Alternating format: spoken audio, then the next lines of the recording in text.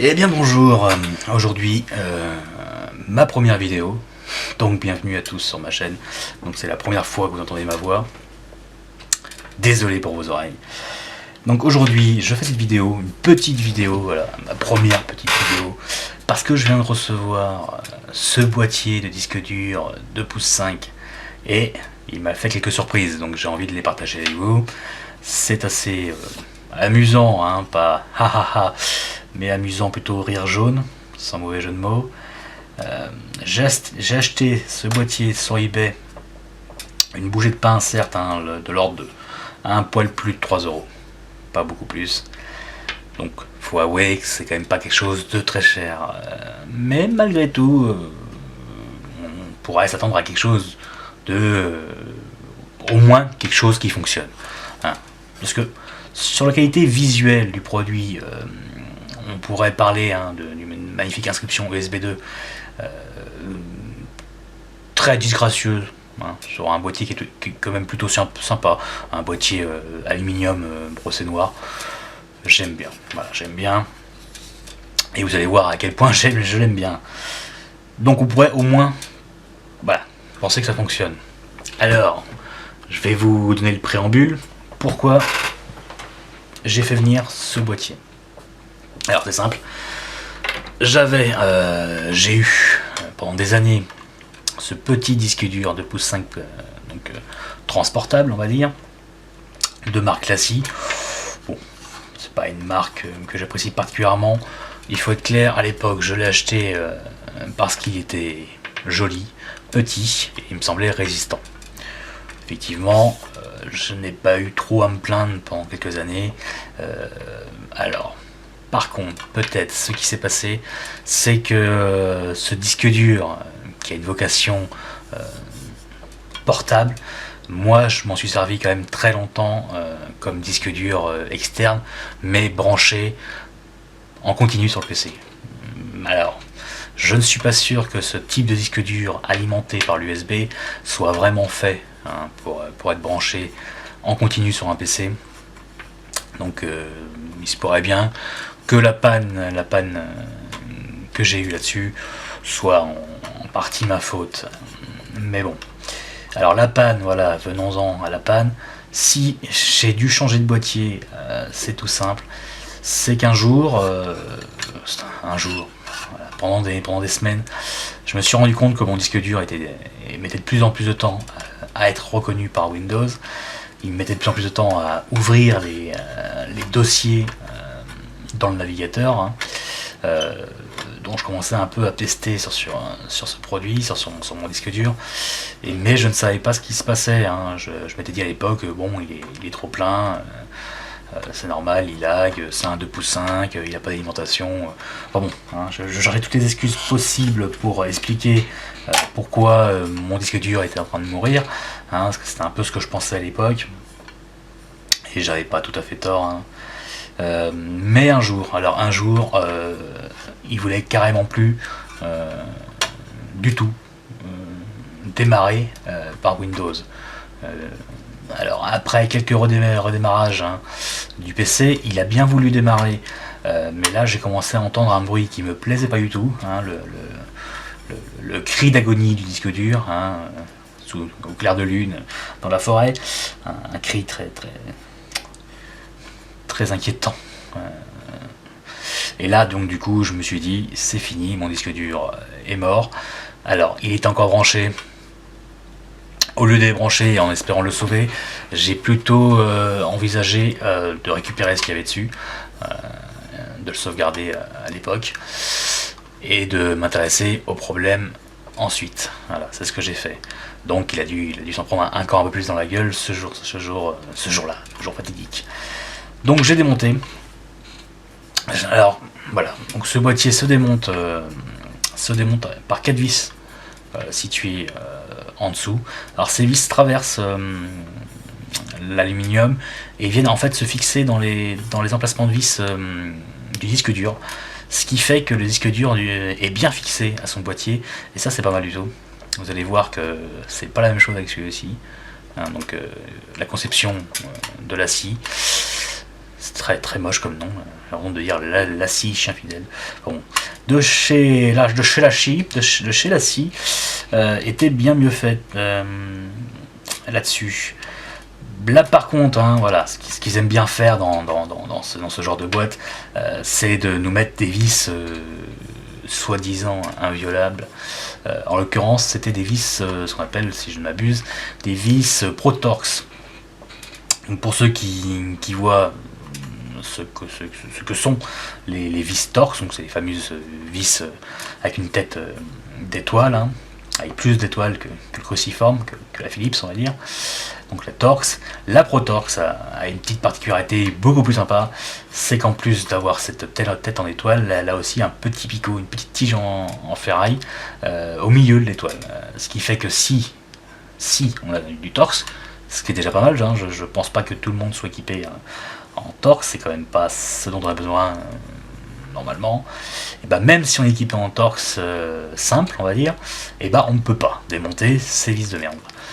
Il faut du Protorx, donc il faut un tournevis Torx avec un trou au milieu de la tête. C'est pas courant.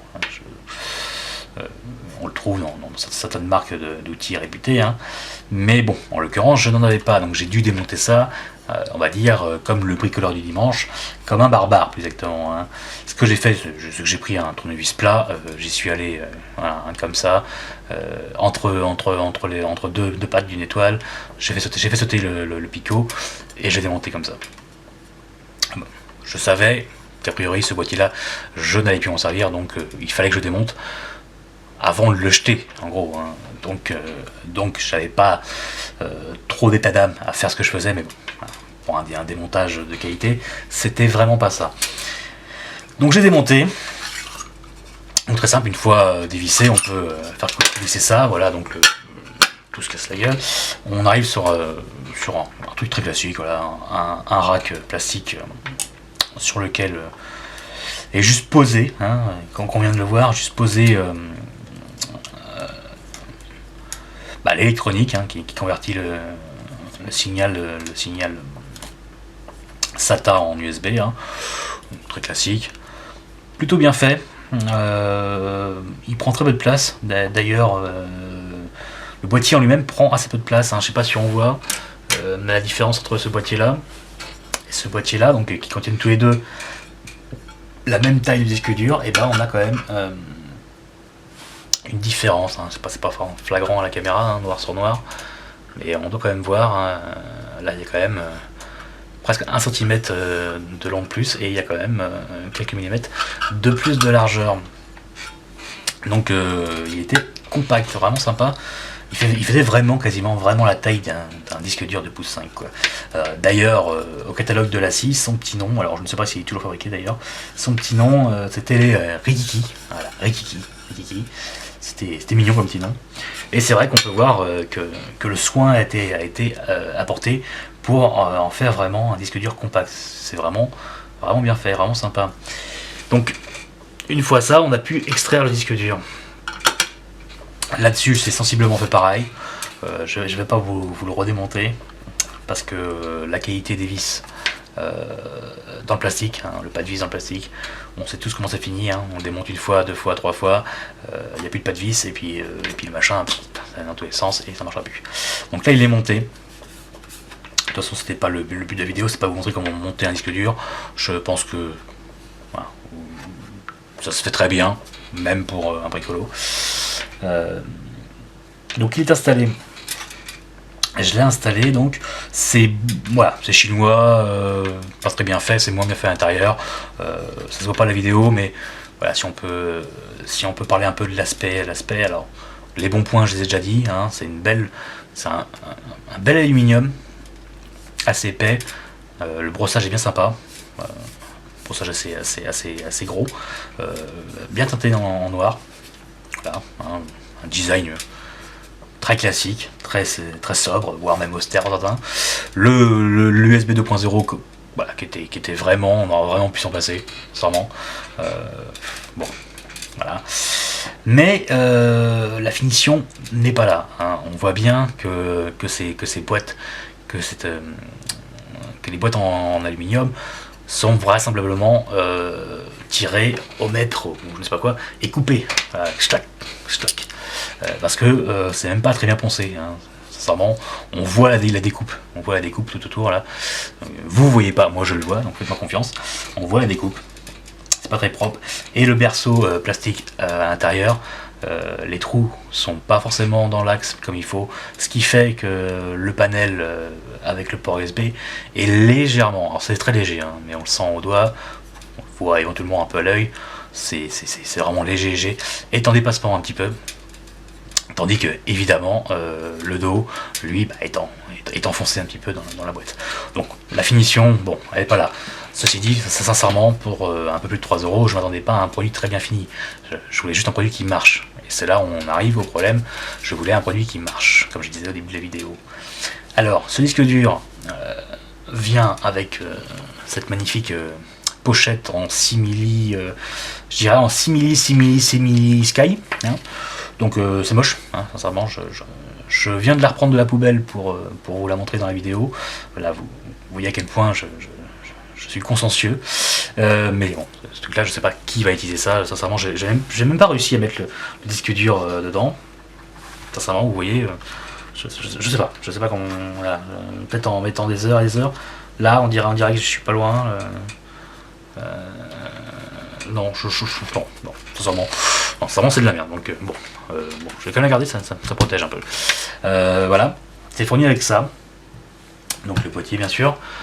Ce câble USB, voilà, ce câble USB, on va y revenir parce que c'est celui qui va nous intéresser.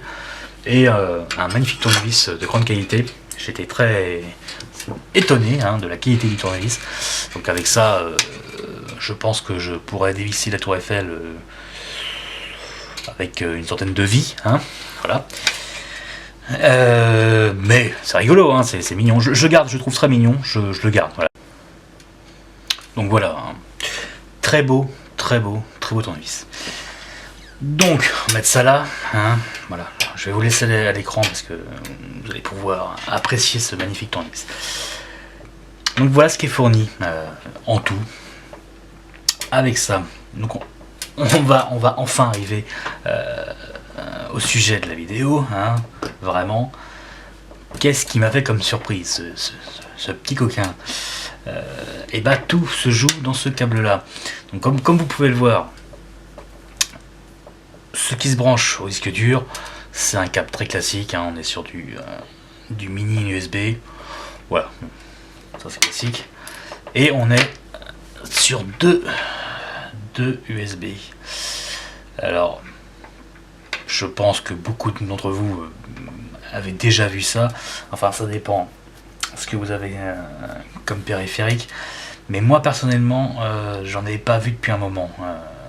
Ce genre de truc-là, on en voyait très régulièrement sur tous les périphériques qui étaient alimentés par port USB. Du temps de la migration entre les PC équipés de port USB 1 et de port USB 2, c'est-à-dire que les ports USB 1 ne fournissaient pas assez de courant pour ces périphériques alimentés par USB, donc très régulièrement sur ce genre de périphérique on avait ces câbles là, ces fameux câbles où la prise principale sert aux données, quoi.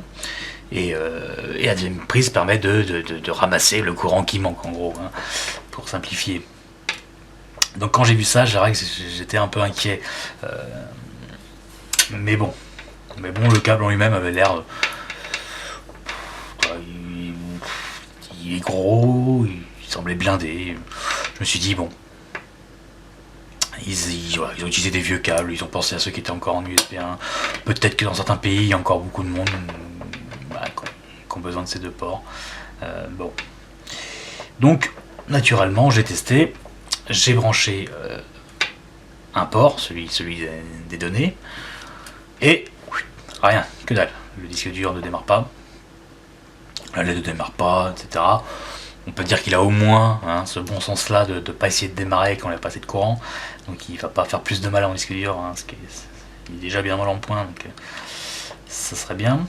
Bon, vu que ça marchait pas, je me suis dit bon, je vais brancher le deuxième, voilà, c'est chinois, ça demande plus de courant que ça ne devrait. j'étais au courant quand je l'ai acheté, je vais brancher les deux. Je branche les deux, rien. Alors là je commençais, hein, évidemment, je commençais à me dire, bon, bah je me suis fait avoir,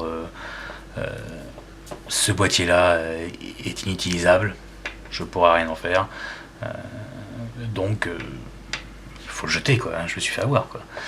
Mais bon, par acquis de conscience quand même, j'ai testé ce câble là sur un hub alimenté, de qualité, sur un ordinateur portable, et directement au cul d'une carte mère de mon PC. Voilà, bon, franchement, j'en ai conclu qu'il n'y avait rien à faire. C'était foutu quoi. Mais bon, ce que j'ai fait quand même, c'est que j'ai repris ce petit câble là. Alors c'était le câble fourni avec le Lassi Rikiki, hein. Donc celui-là je savais qu'il fonctionne, hein, il m'a servi plusieurs fois, c'est celui qui me sert quand je pars en vadrouille, quand je partais en vadrouille avec le petit disque dur de pouce 5 Lassi. Donc je savais qu'il fonctionnait. Et je l'ai branché donc à mon boîtier chinois. Et là, comme par magie, ça fonctionne. Ce qui veut dire, c'est que ce produit est fonctionnel, visiblement, il me sert, mais que pour une économie de bout de chandelle, ils ont fourni un câble qui rend le produit parfaitement utilisable. C'est-à-dire que quand on reçoit ce boîtier, on installe, on visse, etc., on essaie de le brancher, et puis là on est comme un con, on peut rien en faire, on a juste à prendre le boîtier et le jeter. Tout ça parce qu'ils ont migoté sur le câble, voilà, quelques centimes de moins sur le câble, tout ça pour nous fournir un tournevis au moins du Falcom, au moins du SAM, hein, je pense, c'est vraiment un tournevis de grande qualité, hein, peut-être plaqué or, et une magnifique housse en cuir de mammouth. Et bah, ils auraient mieux fait de garder les 2 centimes là, qui est là-dedans, et les mettre là-dedans pour nous fournir au moins un câble qui permet d'utiliser leur produit. Non, ils ont préféré nous faire une petite blague, hein, et nous fournir un câble qui nous permet de nous amuser un peu, hein, de tester nos limites à la frustration, et tester nos limites aussi aux réserves de câbles. Hein.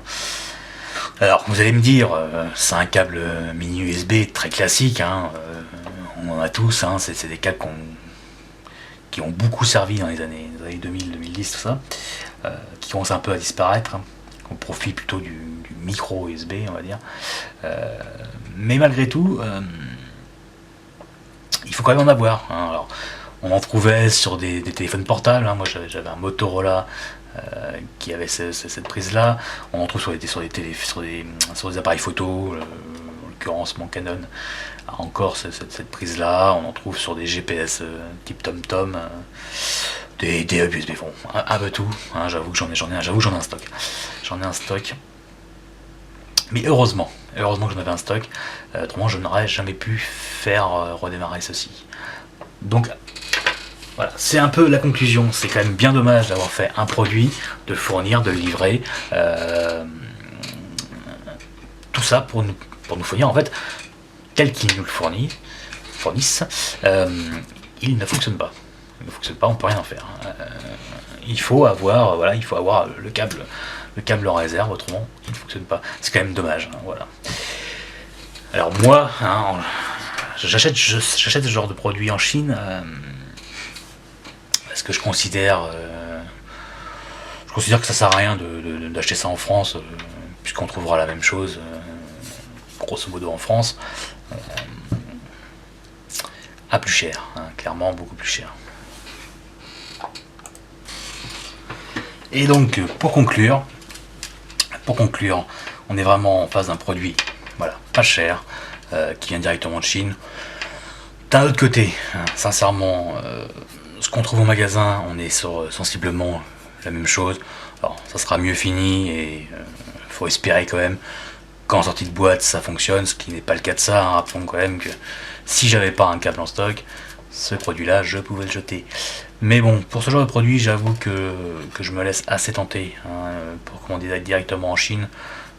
Je considère que c'est pas plus mal de zapper les intermédiaires qui se sucrent allègrement à chaque fois. Puis bon, voilà, pour 3 €, j'avais pas besoin de beaucoup plus.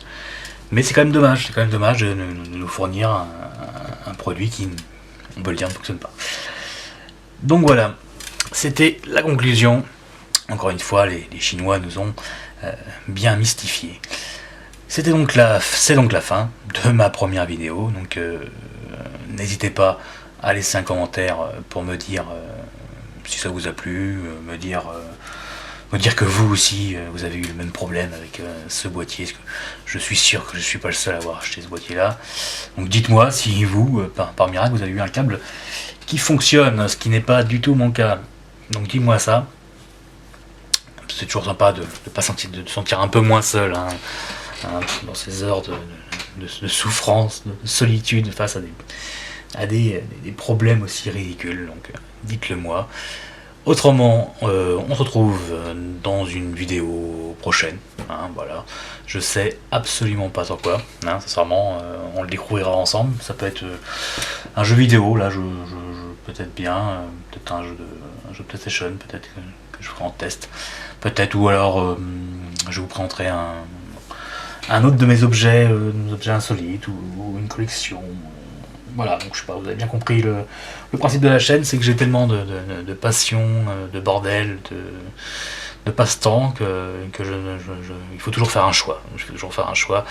Donc on verra vers quel choix je tournerai la prochaine vidéo. C'est un mystère. C'est un mystère. En tout cas, je vous remercie d'avoir regardé ma première vidéo. Donc voilà, comme c'est ma première vidéo, je suis sûr que vous allez me pardonner certains bégaiements, certains fautes de français, etc. Je vous remercie par avance. Et puis, à très bientôt.